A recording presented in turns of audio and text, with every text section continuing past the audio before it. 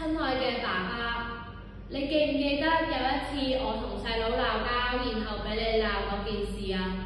爸爸，我好想話俾你知，我當日係因為心情唔好，所以先至會同細佬發生衝突。爸爸，你知唔知我每日都好多功課要做，讀書好大壓力，所以我先至會咁撚陣同細佬鬧交。爸爸，你知唔知其實事後我都好後悔，亦都有去同細佬道歉啊。爸爸，知唔知你當日鬧我真係好傷心啊！我雖然有做錯，但我都希望你可以溫柔咁樣同我講。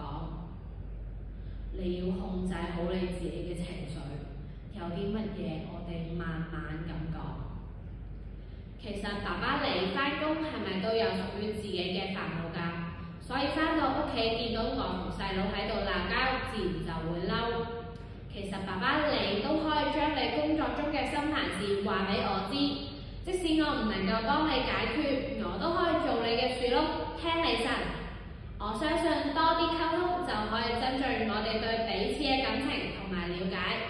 只要有家人作為我哋強大嘅後盾，生活就可以無畏無懼，亦都會變得更加美滿同埋快樂。